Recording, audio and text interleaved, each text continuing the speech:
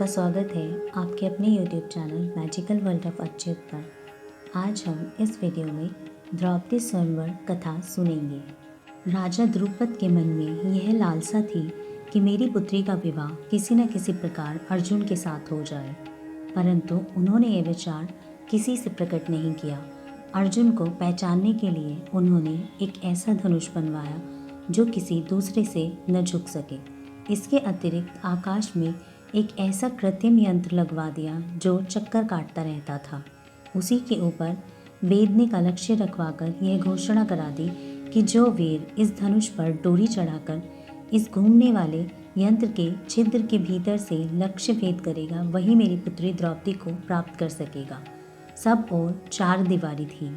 उसके भीतर रंग मंडप के चारों तरफ ऊंचे और श्वेत रंग के गगनचुंबी महल बने हुए थे। विचित्र चंदोवे से उस सभा भवन को सब ओर से सजाया गया था। फर्श तथा दीवारों पर मणि और रत्न जड़े थे। सुखपूर्वक चढ़ने हेतु सीढ़ियाँ लगी हुई थी। बड़े बड़े आसन तथा बिछावन आदि बिछाए गए थे। बहुमूल्य अगरुधूप की सुगंध चारों ओर फैल रही थी।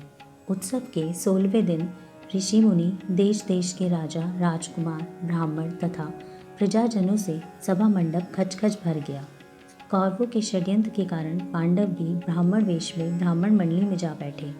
द्रुपद कुमारी कृष्णा अपनी कुछ प्रमुख सखियों के साथ सुंदर वस्त्र और आभूषणों से सज धज हाथ में सोने की वरमाला लिए मंद गति से रंग मंडप में आकर खड़ी हो गई।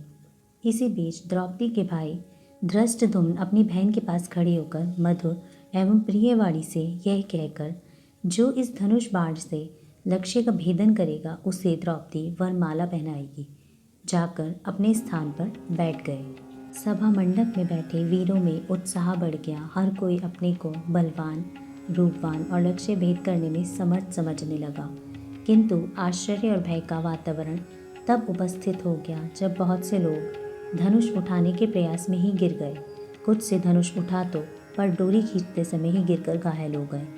इस तरह जगह जगह से पधारे वीरों का उत्साह धीरे धीरे भंग होता गया और नतमस्तक होकर सभी बैठते गए। सबको निराश और उदास देखकर कर्ण ने आकर धनुष पर डोरी चढ़ाकर जैसे ही लक्ष्य भेद करना चाहा, तभी द्रौपदी जोर से बोल उठी, मैं सूत पुत्र को नहीं वरूंगी।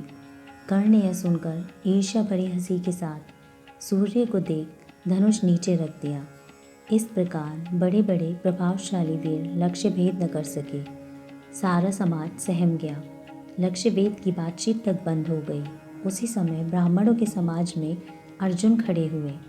अब तो सभी आश्चर्य और विस्मय से अर्जुन को देखने लगे। कोई सोचने लगा कि जिस धनुष को बड़े बड़े राजा नहीं उठा सके, भला उसे यह ब्राह्मण कैसे उठाएगा? कहीं ये ब्राह्मणों की हंसी तो नहीं कराएगा? कहीं इसके कारण राजा लोग ब्राह्मणों से द्वेष न करने लगे। जिस समय ब्राह्मणों में नाना प्रकार की बातें हो रही थी, उसी समय अर्जुन धनुष के पास पहुंच गए। अभी लोगों की आंखें अर्जुन पर पूरी तरह जम भी नहीं पाई थी कि उन्होंने बड़ी ही शीघ्रता से धनुष पर डोरी चढ़ा दी और बाण से लक्ष्य को वेद कर जमीन पर गिरा दिया। लक्ष्य वेद होते ही सभा मंडप में महान आनंद कोलाहल छा गया।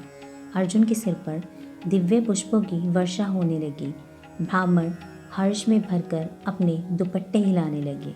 द्रौपदी ने प्रसन्नतापूर्वक अर्जुन के गले में वरमाला डाल दी। तदंतर ब्राह्मणों ने अर्जुन का स्वागत किया और द्रौपदी के साथ रंगभूमि से बाहर प्रस्थान किया।